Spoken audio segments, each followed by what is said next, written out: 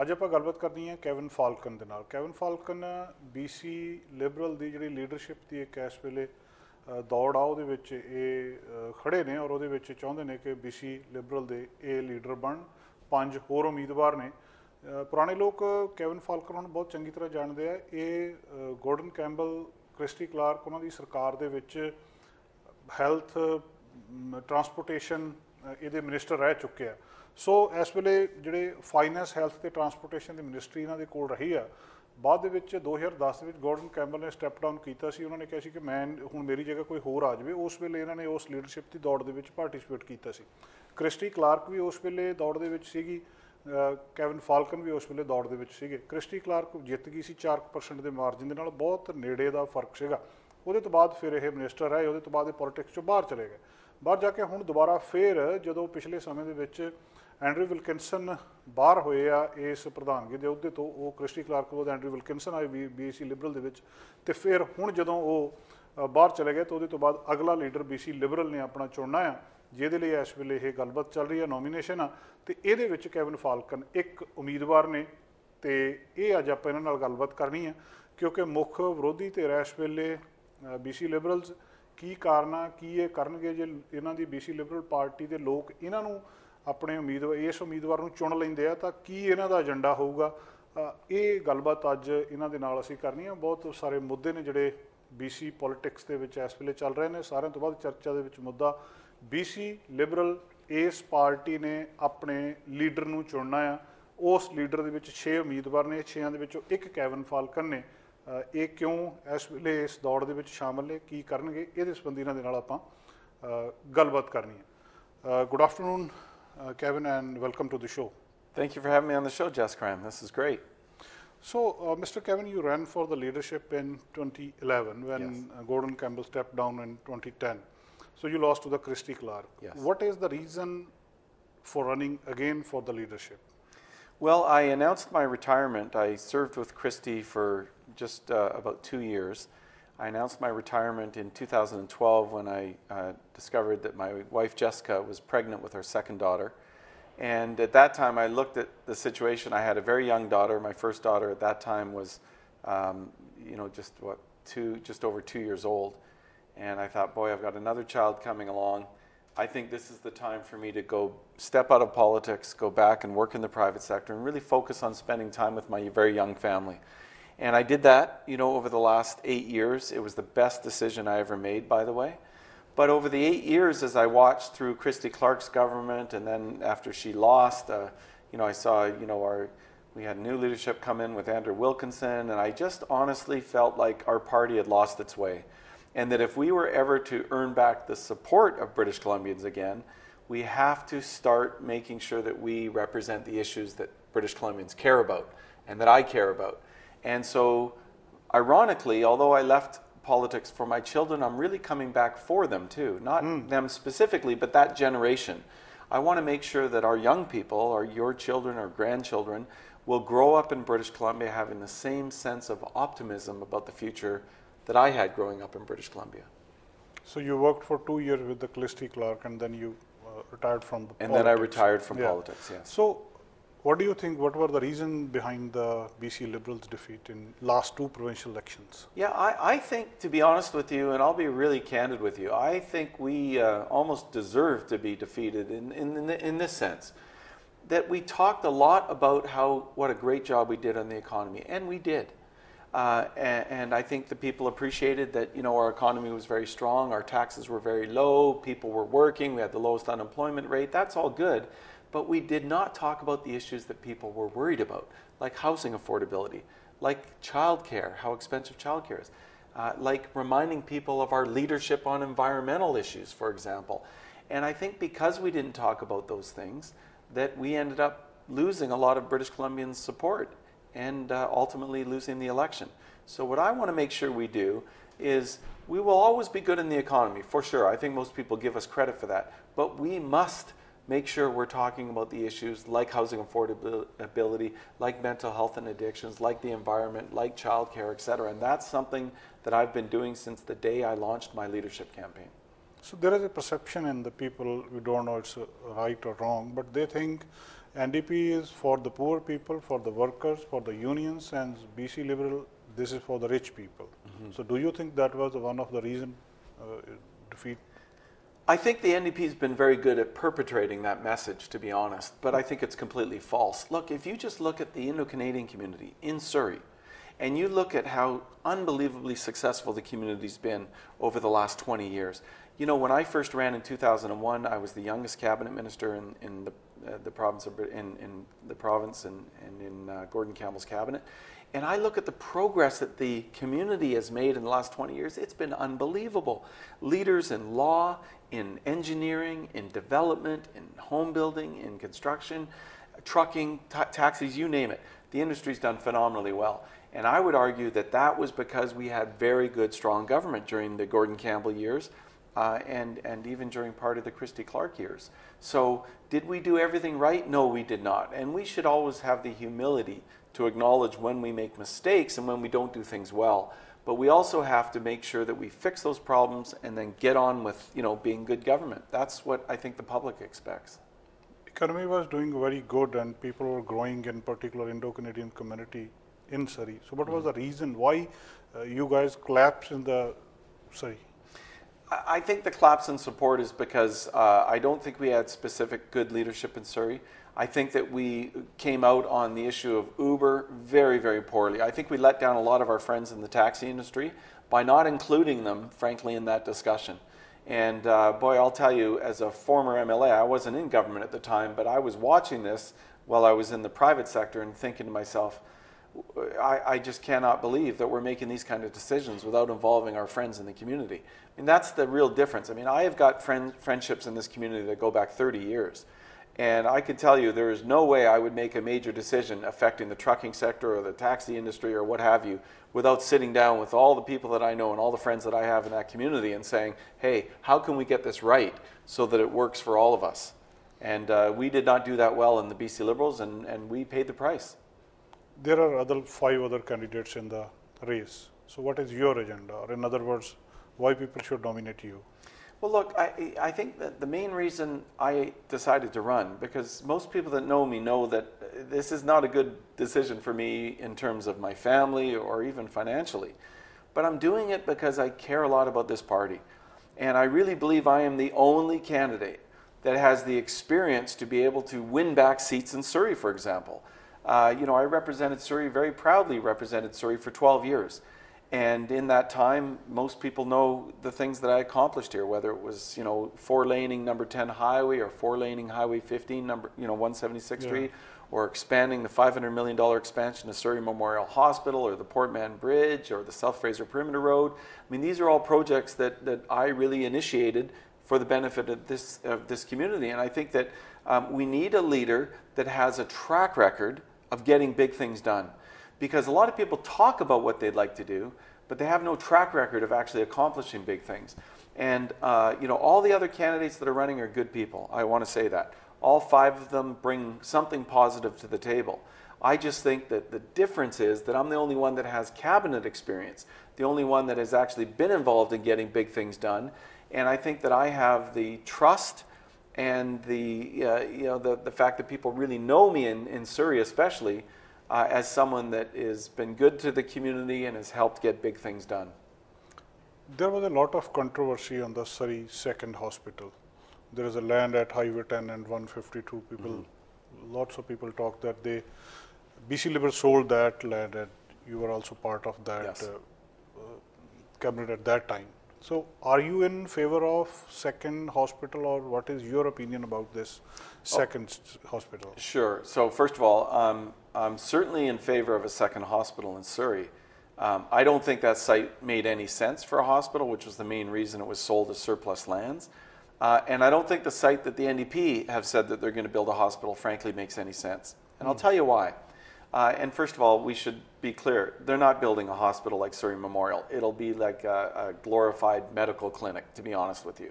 Oh. They're not being honest with the public about that, but that's exactly what it'll be. But it still doesn't make sense where they're planning on building it, even though it's in my old riding of Cloverdale. And the reason is that building the hospital is the easy part. Staffing the hospital is the hard part. And we ought to have that hospital on somewhere along the proposed Canada line, or it's not Canada line, SkyTrain line that's going to be built towards Langley. Because then at least you can get workers and nurses and doctors and care aides and janitorial staff easily able to get to the hospital. But when you put a hospital in an area that doesn't have access to rapid transit, that's very, very challenging to staff. We already have enough trouble getting staff and workers at Surrey Memorial Hospital. I don't think they've thought through the new hospital location very well at all. So what do you think? The NDP did good job in the pandemic, or you would do something different? No, look, I think for the most part they did a good job managing the pandemic. And I think Dr. Bonnie Henry, who was actually hired under the BC Liberals, I think that what I'll give the NDP credit for, mostly credit for, is listening to Dr. Henry as we've tried to go through this difficult time. Where I think they've really fallen short and continue to fall short is, for whatever reason, they keep trying to hide information from the public.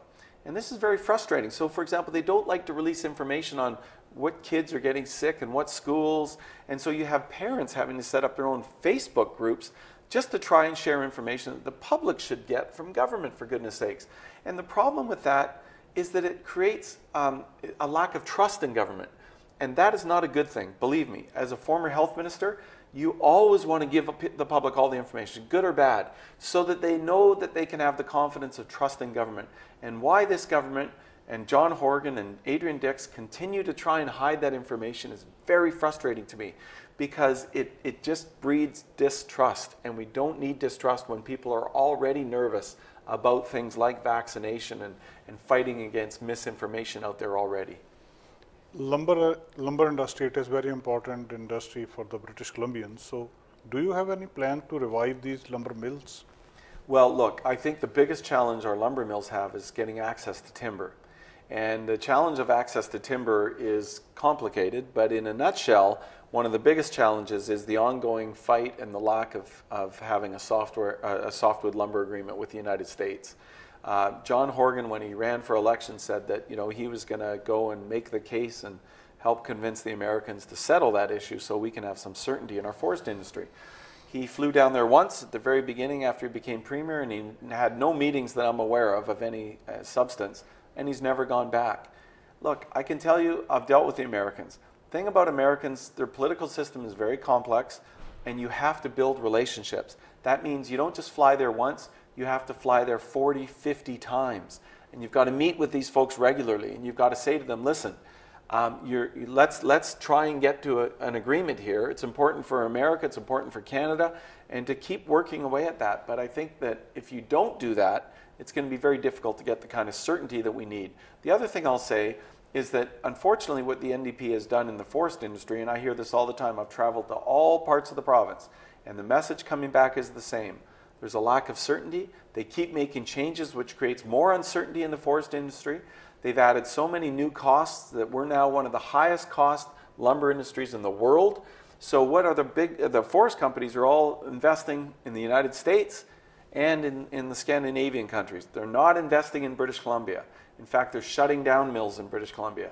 That worries me. And I worry about the small operators, that many in the South Asian community are a lot of the smaller operators that need that timber supply in order to survive and maintain employment. And I just honestly, I don't get the feeling that there's anybody in the current government that really understands the sector very well. That's my honest opinion. So when we talk about why BC Liberal lost in last two provincial elections, we don't know the internal party matters inside the BC Liberals, but people think there is a clear-cut division inside the BC Liberal. There is undercutting and everything going on. How will you handle this? Well, look, the BC Liberal Party has always been a coalition. It's a coalition of people that federally might vote for the Conservative Party, or they might vote for the Liberal Party. Sometimes they even vote for the NDP Party. But they come together provincially because they believe that that our party is the best party to manage the economy and grow jobs and provide a bright future for our young kids. And I think that what we have failed to do is to really connect with especially in the Chinese and the South Asian communities, and the leaders responsible for that, to be honest with you. And I'll tell you one of the things that I'll do that'll be very different. I am going to go out and I'm going to recruit some really great, diverse candidates. I want more women. I want more Indo-Canadians. I want more Chinese candidates. I want more young people. And only the leader can do that effectively, I think. And then I want to get them in place well before the election so that we've got time to support them and build their profile and help them raise money and help them just be really, really great potential MLAs. And I think if we do that, and if we talk about the kind of things that the public is concerned about, like affordable housing, make sure that we've got affordable daycare, make sure that we continue to be leaders on the environment like we have been in the past. Remember, we are the party that brought in the revenue neutral carbon tax in 2008. The NDP ran a campaign against us in 2009 saying, axe the tax. Only later did they say we were wrong, the BC Liberals were right. We've always been the leaders on the environment. Now that revenue neutral carbon tax, what that means is that all the money that we collected, we had to return by law back into people's pockets in terms of lower personal income taxes or lower business taxes. And we did that. But when the NDP got elected, what they did is they said, oh no, that's no good. We can't return money to the public. We've got to stop that. And they canceled that and they take all the money into government now. And then they spend it and waste it, I would argue, on projects that are way over budget, very poorly thought out. And that worries me a lot. And I hope we can talk about infrastructure for a moment, because I really worry about a government like the NDP that takes the Patalo Bridge, which was built in 1938. It was 4 lanes back then. And they say, we're going to spend $2 billion and build a new bridge, and it's a 4-lane bridge. It just makes no sense. Or they say that the tunnel, the Massey Tunnel, another incredibly bad decision, where they say, rather than do the 10-lane bridge that the BC Liberals had already gone out to the marketplace, got a bid that was $900 million under budget, under the $3.5 billion budget, and was $100 million had already been spent on all the earthworks and all that, and they canceled the project.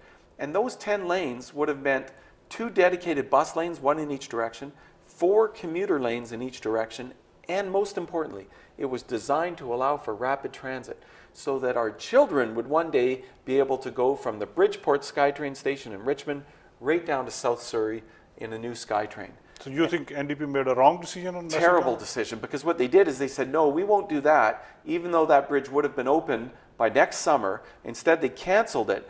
Then they waited 4 years and came out and said, we think the answer is to build an 8-lane tunnel. But remember, 8-lane tunnel means 2 of those lanes are dedicated for buses, so that means 3 commuter traffic lanes in each direction. And today, what do we have right now? When you've got the extra lane going in your direction, the counterflow, there's 3 lanes today. So that means that they're going to wait 8 more years. It'll cost $2 billion more so that we get the same number of lanes that we have today. And there will be no ability for rapid transit. That is just wrong. It's really wrong. And so we can't have those kind of decisions being made by a government that's not thinking about the next generation. When I run for office, it's not because I need Kevin Falcon's name to be in the news. I spent 12 years as a senior minister. People know who I am. I'm not there to prove anything. I'm there because I want our kids to grow up with a bridge that makes some sense and to have rapid transit that makes sense and is thinking ahead about our province and our future. And what about the Trans-Canada pipeline? They reversed the decision? Well, you're talking about the federal government line that's currently under construction. Yeah, well, the NDP, you're right, they were opposed to it. Now they're supporting it. They're letting it get built. So they've been on both sides of that issue. But, I even look at like the Site C Dam. There was a project that, they got elected. They stopped all the construction for almost 1 year. And then they restarted it. All the contracts had to be redone. Now that project's doubled in its budget to $16 billion. And I'm here to tell you tonight, I guarantee you, it will be way more than $16 billion, because I was up in Fort St. John. I could see the way they're mismanaging that project. It is going to be closer to $20 billion by the time it's done. And what bothers me about that is that it's going to be our kids and our grandchildren that are paying off that kind of poor management. And what I believe will happen over the next 3 years, and look, I don't think the NDP are bad people, I should tell you. I know some of them. They're good people and they mean well. But they just come from a background that doesn't give them the business knowledge and the understanding of how to manage and oversee a large, complex economy, which British Columbia is. And so they get there and they sit in cabinet and they have no background in business to understand what they're doing. And so they make really bad mistakes that are very, very expensive for taxpayers. And so what I want to make sure is that we go there, we respect the taxpayers' dollars, we're careful with how we spend their money, and that we invest back in public services like healthcare and education. So I need a bit more clarification on the within party struggle.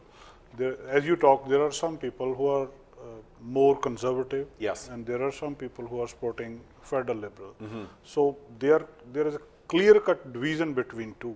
How will you manage this split within the party? Well, you know, I don't think it's that. I mean, it is, yes, you're right. People do have differing beliefs. But, you know, so for example, when I talk about $10 a day daycare, you know, I really commend the federal government, and Suk Dhaliwal was one of the leaders there in bringing forward $10 a day daycare, where the government, the federal government, said we'll fund half the cost. That is a great deal for British Columbians. And so I support that. Now, some people in my own party will say, oh, I can't believe Kevin's supporting that. That's like a federal liberal thing. No, it's not. It's just good policy. Because at the end of the day, when we have young working women and men have that ability to go back into the workforce if they choose to, that's a good economic development thing. That's good for all the businesses out there that, you know, want to have, you know, their young women able to come back to work and help grow their business and the economy. That's what they discovered in Quebec. That's what we will have here in British Columbia. But, you know, the NDP have been talking about $10 a day daycare for 4 years now, and they haven't delivered. And I don't think they will deliver because they don't know how to. Because executing on large, complex projects like that, again, comes back to experience and background. You know, I've spent my entire 8 years in the private sector, you know, since I was out of government, as an executive vice president and a senior executive in a development company. And all we do is build things. We're building over $1 billion just in Surrey alone. And so we know how to get things done. And I think that experience and that knowledge and that background is important, whether you're trying to execute on a daycare program or you're trying to build bridges. Thank you, Kevin. Thank you very much for sparing your time, and any message to our viewers? Well, I'd just like to say that I'm so proud to see the success in the community. You know, over the years, I've been very close to the community, as you would know, for decades. And to just see, I was at an event last night with a lot of young professionals from the community, and honestly, I was just so proud. You know, here's these young men and women that have done so phenomenally well, and it just makes me very proud to see the progress in the community, and the contribution that the community is making to British Columbia and Canada just is something I'm very proud of. Thank you very much. Thank you. ਸੋ ਦੋਸਤੋ, ਅਸੀਂ cabin Falcon ਹੋਰਾਂ ਦੇ ਨਾਲ ਗੱਲਬਾਤ ਕੀਤੀ, ਜਿਹੜੇ health, finance, transportation ministry ਦੇ ਵਿੱਚ ਰਹੇ ਆ, ਗੋਰਡਨ ਕੈਂਪਬਲ ਦੇ ਟਾਈਮ ਦੇ ਵਿੱਚ ਵੀ, ਉਸ ਤੋਂ ਬਾਅਦ ਕਲਿਸਟੀ ਕਲਾਰਕ ਦੇ ਟਾਈਮ ਦੇ ਵਿੱਚ ਵੀ 2 ਸਾਲ। ਹੁਣ BC ਲਿਬਰਲ ਦੀ ਲੀਡਰਸ਼ਿਪ ਲਈ ਉਮੀਦਵਾਰ ਨੇ, 5 ਹੋਰ ਉਮੀਦਵਾਰ ਨੇ, 6ਵੇਂ ਇਹ ਨੇ। ਇਹ ਪੋਲੀਟਿਕਸ ਦੇ ਵਿੱਚੋਂ ਬਾਹਰ ਚਲੇ ਗਏ ਸੀ। ਜਿਹੜੀ ਮੈਂ ਇਹਨਾਂ ਨਾਲ ਬੇਸਿਕਲੀ ਗੱਲਬਾਤ ਕੀਤੀ ਹੈ ਜਾਂ ਪੁੱਛੀ ਹੈ ਕਿ ਤੁਸੀਂ 2011 ਦੇ ਵਿੱਚ ਇਸ ਲੀਡਰਸ਼ਿਪ ਦੌੜ ਦੇ ਵਿੱਚ ਸੀਗੇ, ਕ੍ਰਿਸਟੀ ਕਲਾਰਕ ਨੂੰ 4% ਤੇ ਹਾਰ ਗਏ ਸੀ, ਉਹਦੇ ਤੋਂ ਬਾਅਦ ਹੁਣ ਕੀ ਕਾਰਨ ਆ? ਇਹਨਾਂ ਨੇ ਇਹ ਦੱਸਿਆ ਕਿ ਮੇਰੀਆਂ ਪਰਿਵਾਰਕ ਜ਼ਿੰਮੇਵਾਰੀਆਂ ਸੀ, ਬੱਚੇ ਛੋਟੇ ਸੀ, ਇਸ ਕਰਕੇ ਉਹਨਾਂ ਦੇ ਨਾਲ ਟਾਈਮ ਬਿਤਾਉਣ ਦੇ ਲਈ ਇੰਨਾ ਚਿਰ ਪੋਲੀਟਿਕਸ 'ਚੋਂ ਬਾਹਰ ਰਹੇ ਆ, ਪਰ ਹੁਣ ਉਹਨਾਂ ਬੱਚਿਆਂ ਦੀ ਖਾਤਰ ਹੀ ਜਾਂ ਉਹਨਾਂ ਵਰਗੇ ਹੋਰ ਬੱਚਿਆਂ ਦੀ ਖਾਤਰ ਇਹ ਦੁਬਾਰਾ ਕੰਮ ਕਰਨਾ ਚਾਹੁੰਦੇ ਆ, ਤਾਂ ਕਿ ਜਿਸ ਪਾਰਟੀ ਦੇ ਨਾਲ ਜੁੜੇ ਸੀ, ਜਿਸ ਤਰ੍ਹਾਂ 2 ਵਾਰੀ ਇਹ ਪਾਰਟੀ ਹਾਰੀ ਹੈ, ਇਹ ਉਹਨੂੰ ਦੁਬਾਰਾ ਵਾਪਸ ਲੀਹਾਂ 'ਤੇ ਲਿਆਉਣਾ ਚਾਹੁੰਦੇ ਆ। ਇਹਨਾਂ ਨੂੰ ਵਿਦਨ ਪਾਰਟੀ ਸਪਲਿਟ ਬਾਰੇ ਵੀ ਮੈਂ ਪੁੱਛਿਆ ਕਿ ਪਾਰਟੀ ਦੇ ਵਿੱਚ ਆਪਸ ਦੇ ਵਿੱਚ ਬਹੁਤ ਰੌਲਾ ਗੋਲਾ ਆ। ਇਹ ਕਹਿੰਦੇ ਐਡੀ ਗੱਲ ਨਹੀਂ ਹੈ, ਅਸੀਂ ਉਹਨੂੰ ਮੈਨੇਜ ਕਰ ਲਵਾਂਗੇ, ਉਹਨੂੰ ਇਹ ਆਪਣੇ ਤਰੀਕੇ ਨਾਲ ਹੈਂਡਲ ਕਰਨਗੇ। ਬਹੁਤ ਸਾਰੇ ਜਿਹੜੇ NDP ਦੇ ਫੈਸਲੇ ਆ ਉਹਨਾਂ ਦੇ ਉੱਤੇ ਇਹਨਾਂ ਨੇ ਕਿਹਾ ਕਿ ਜਿਵੇਂ ਮੈਸੀ ਟਨਲ ਵਾਲਾ, ਉਹ ਵੀ ਇੱਕ ਬੜਾ ਗਲਤ ਫੈਸਲਾ ਆ। ਹੋਰ ਮੁੱਦਿਆਂ ਦੇ ਉੱਤੇ ਵੀ ਇਹਨਾਂ ਨੇ ਗੱਲਾਂ ਬਾਤਾਂ ਕੀਤੀਆਂ। ਸੋ ਦੇਖਦੇ ਹਾਂ ਆਉਣ ਵਾਲੇ ਸਮੇਂ ਦੇ ਵਿੱਚ ਇਹ BC ਲਿਬਰਲ ਦੇ ਲੀਡਰ ਬਣਦੇ ਆ ਅਤੇ ਕਿਸ ਤਰੀਕੇ ਦੇ ਨਾਲ ਇਹ ਸਾਡੇ ਪ੍ਰੋਵਿੰਸ ਨੂੰ ਜਿਹੜੀ ਇੱਕ ਵਿਰੋਧੀ ਧਿਰ ਵਜੋਂ ਜਾਂ ਅਗਲੀ ਇਲੈਕਸ਼ਨ ਦੇ ਵਿੱਚ ਕਿਸੇ ਹੋਰ ਭੂਮਿਕਾ ਵਜੋਂ ਅੱਗੇ ਲੈ ਕੇ ਜਾਂਦੇ ਆ। ਅੱਜ ਦਾ ਪ੍ਰੋਗਰਾਮ ਇੱਥੇ ਸਮਾਪਤ ਕਰਦੇ ਹਾਂ। ਕੱਲ੍ਹ ਫਿਰ ਮੁਲਾਕਾਤ ਹੋਏਗੀ। ਸਾਡਾ ਹਰ ਇੱਕ ਪ੍ਰੋਗਰਾਮ ਦੇਖਣ ਤੇ ਸਾਡੇ ਨਾਲ ਜੁੜਨ ਲਈ ਸਬਸਕ੍ਰਾਈਬ ਕਰੋ ਚੈਨਲ ਪੰਜਾਬੀ ਤੇ ਨੋਟੀਫਿਕੇਸ਼ਨ ਲਈ ਬੈਲ ਆਈਕਨ ਵਾਲੇ ਬਟਨ ਤੇ ਕਲਿੱਕ ਕਰੋ।